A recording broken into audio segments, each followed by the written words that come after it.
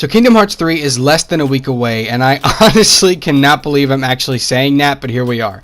For as long as I can remember, I have been a fan of these games, and dare I say it, this series has become one of, if not my all-time favorite game franchise.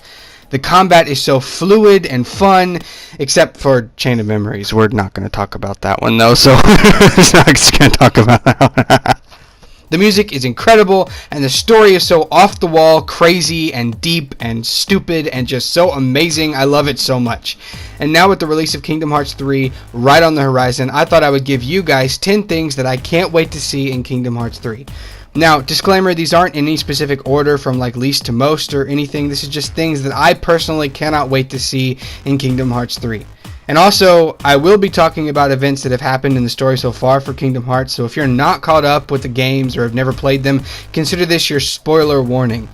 But without further ado, let's go. So, coming in at number 1, I have that I cannot wait to see how big the worlds we visit actually are. So this is a very, very, very big one because, you know, Kingdom Hearts 2 had like I think 12 worlds that we explored. And or Disney worlds that we explored, and it was really, really cool and big. It kind of set the bar. That was the most Disney worlds that we had ever explored in any of the Kingdom Hearts games. But in Kingdom Hearts 3, we only have like I think 8 or 6 Disney worlds that we're exploring, which is significantly lower than Kingdom Hearts 2. And people might think that that's a downgrade, but it's really not once you think of how big these worlds actually are. These worlds are going to be massive. They're going to be way bigger than any of the Kingdom Hearts games to date, and they're not going to be segmented. So whereas Kingdom Hearts 2 and all the other Kingdom Hearts games, the worlds were segmented by loading screens. So like if I wanted to go from one area of the map to the other, I would have to go through a loading screen before I could get to that area. Kingdom Hearts 3 is not going to be like that. It's literally just going to be all one ginormous world that you can just go and explore. And I just cannot wait to see what that's going to bring to Kingdom Hearts, the exploration factor that that's going to bring to Kingdom Hearts, and all the side activities and everything like that. Because Kingdom Hearts has always had a little bit of exploration in it with exploring all of these Disney worlds and stuff like that. But I don't really think it's ever had this much exploration that Kingdom Hearts 3 is going to have. And I just cannot wait to see all of how big the worlds are actually going to be. Then coming in at number 2, I cannot wait to see all of the different types of moves and abilities we'll get to unlock in the game. So Kingdom Hearts has always been kind of a JRPG, kind of like a leveling up and gaining new abilities as you level up type of game. And that's one of the things I've loved about it. And so I'm so excited to see what type of new abilities and new like Keyblade moves we'll be able to unlock as we level up through the game. In my opinion, Kingdom Hearts 2 like perfected the combat style. I think it literally did exactly like it was just perfect. It was absolutely perfect. And so I hope that we have something kind of similar to that. And I just can't wait to see all of the new abilities and magic and everything that we'll be able to unlock. I just really can't wait for it. I think it's going to be really, really cool.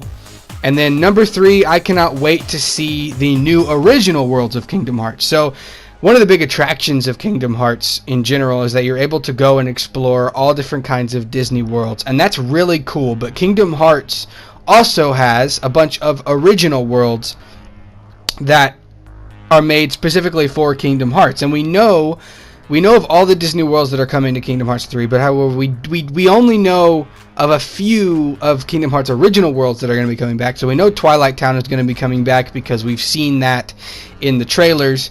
But I'm wondering if the World That Never Was is going to come back because, you know, we're still dealing with the organization. And we know of some like brand new worlds that are coming back. Specifically one we know are not coming back, but that are like literally new. We know of one that was released, was announced kind of in a recent trailer that came out, which is Scala at Kylum, which many are theorizing to be the final world of the game, the big world where the final battle between you and Xehanort is going to take place. And it looks so beautiful and immaculate and huge, and I can't wait to explore every single part of it.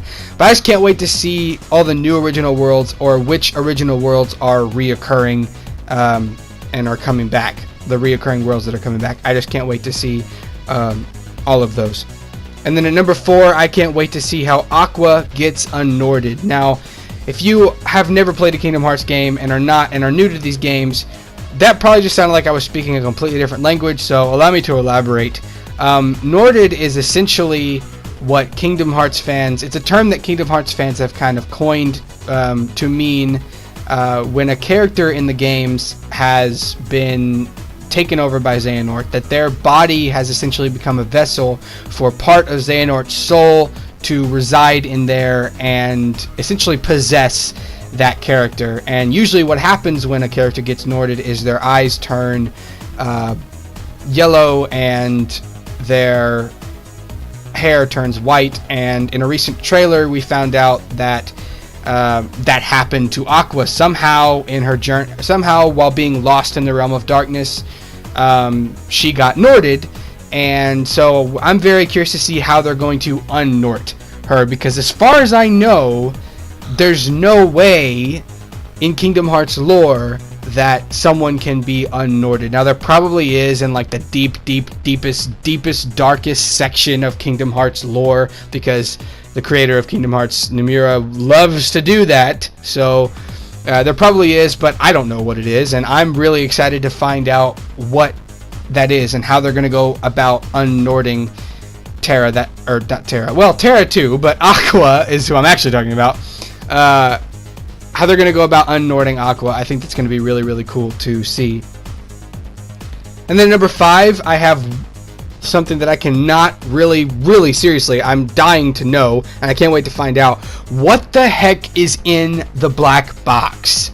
So if you guys have watched Kingdom Hearts Key back cover on the Kingdom Hearts 2.8 Final Chapter Prologue game, then you know that the Master of Masters gave Lucia the no-name Keyblade, and he gave him a black box, and he told him to go just chronicle the events, just go observe the events to come that will happen, that's going to transpire, just go observe it all. And with the no-name Keyblade, since you know the Master of Masters just kind of has that all-seeing eye on that Keyblade, he can then observe it as well, and things like that. But he gave Lucia a black box as well, and he wouldn't tell Lucia what was in the box.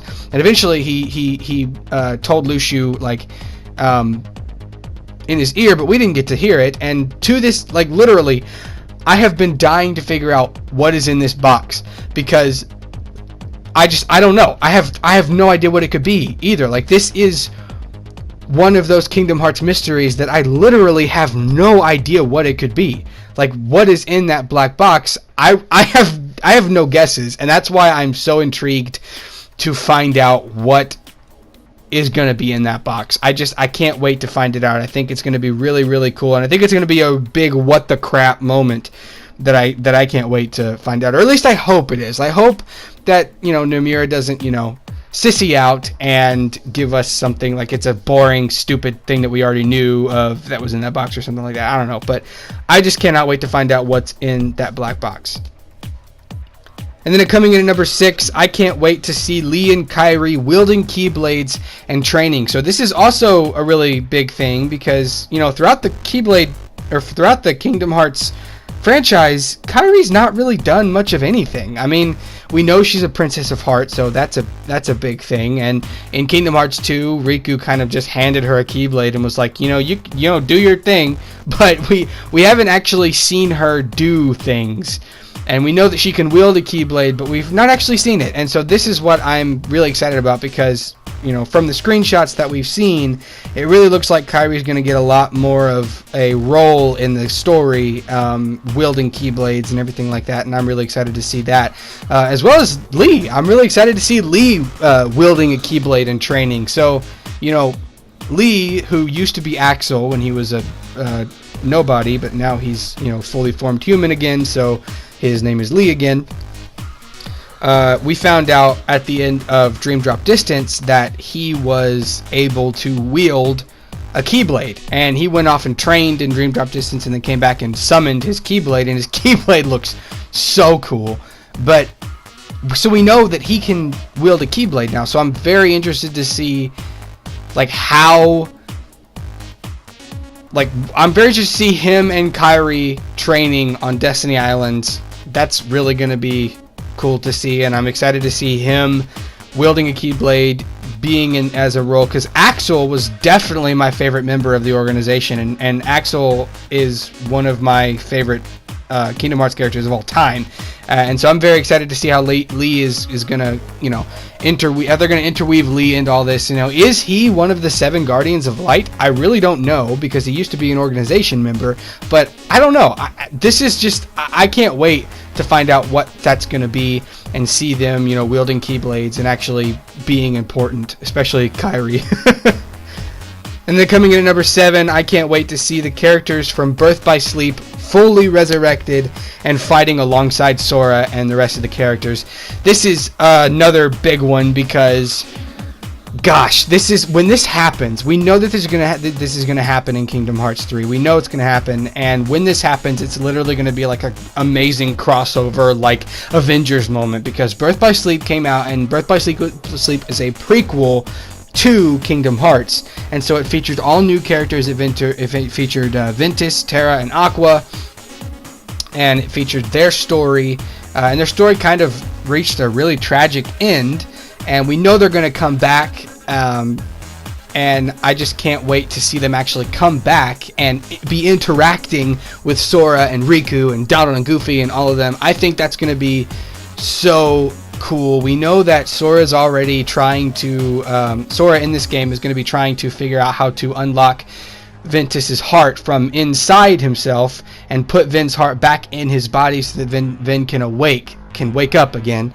And we know that, you know, Riku and Mickey are going to the Realm of Darkness to try to find Aqua, and nobody knows how they're going to unnort Terra, or even if they are going to unnort Terra. I assume they are, but I just cannot wait to see them all in present, fully resurrected, especially Ventus, interacting with Sora and all of the characters from Kingdom Hearts and Kingdom Hearts 2 and all of that. I think that that's just going to be really, really cool and just epic. And I really don't think I am emotionally ready for everything that's going to happen in this game, specifically that moment where they all come together and meet each other and interact with each other. That's just going to be so awesome. And then coming in at number 8, I can't wait to see how Sora gets his new outfit. Now this is kind of a minute thing. It's really, really minute and stupid. It has nothing, it's not really that huge and important, but it's just something I'm interested in because Kingdom Hearts 2 introduced Sora's new outfit, and we know that Kingdom Hearts is going to be getting a brand new outfit for Kingdom Hearts 3, but I'm curious to see how he's going to, because we have seen in the trailers, and we know from the end of 0.2 Birth by Sleep, we know from the end of A Fragmentary Passage, which I'm going to call it that because that's way less confusing to people who are watching this that have never played Kingdom Hearts. So we know from the end of Fragmentary Passage that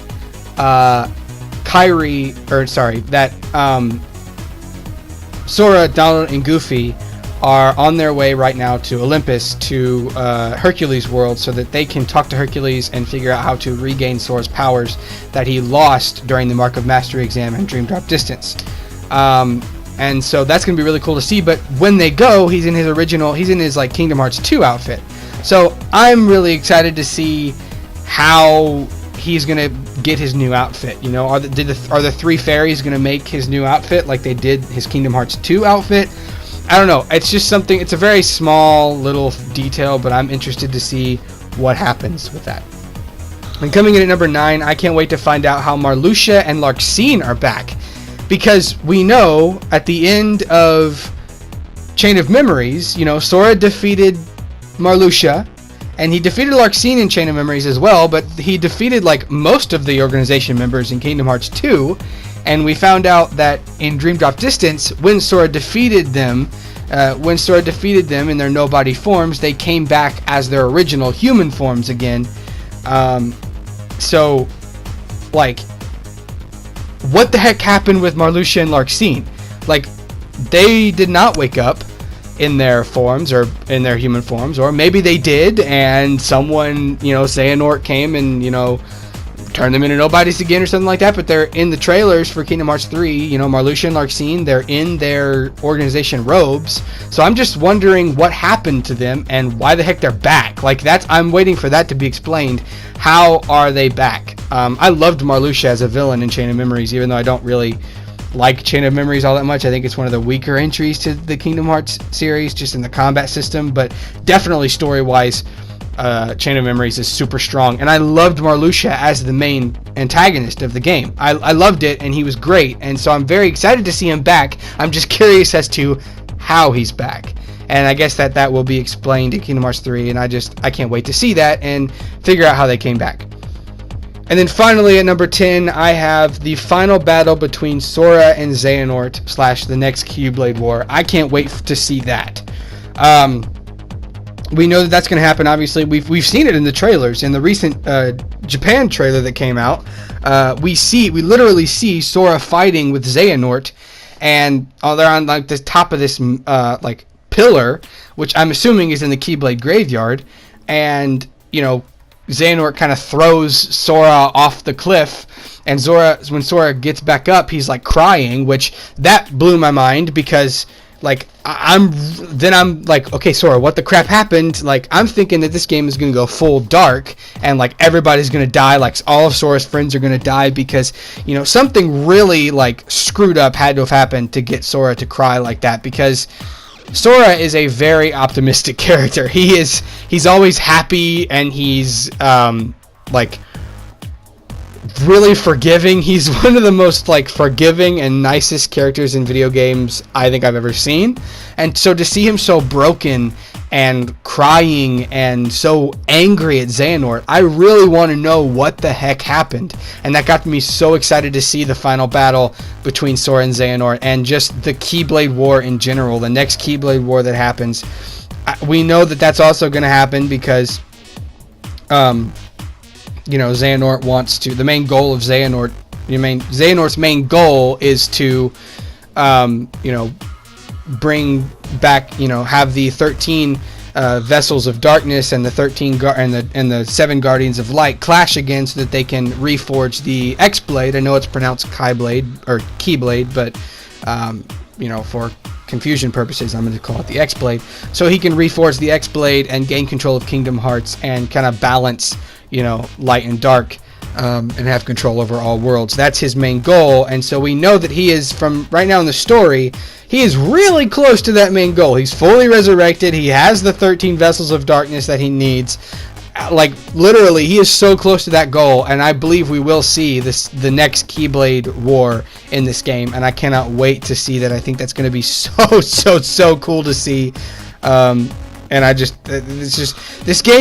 really believe this game is going to reach levels of epicness that I have not seen before in a game. And I think it's because I've been waiting so long for this game to come out, and their stakes are so high in the story right now. I just can't wait to see what's going to happen. So yeah, that was it. Those are all of my 10 things that I am really excited to see in Kingdom Hearts 3. Now, there obviously is so much more that I'm excited to see in Kingdom Hearts 3, but there's also things that I'm excited to see and find out about after Kingdom Hearts 3, because we know that Kingdom Hearts 3 is the conclusion of everything that Kingdom Hearts has been building up to right now. But we also know that Kingdom Hearts 3 is not going to be the last game in the franchise. They're going to do more after this. So I'm very curious to see how the series is going to go on from here, because this series main story is ending, and I'm really curious to see what else they got going on, or if Nomura's even thought that far. Probably not, but we'll see. I just really can't wait to figure that out, and see. Like, honestly, I just can't wait to play this game as a whole. Like, literally, this is a game I've been waiting so many years for, and to think that it comes out next week is just blowing my mind. So, but anyways, guys, I hope you guys enjoyed this video. If you did, hit the like button and subscribe for more gaming content.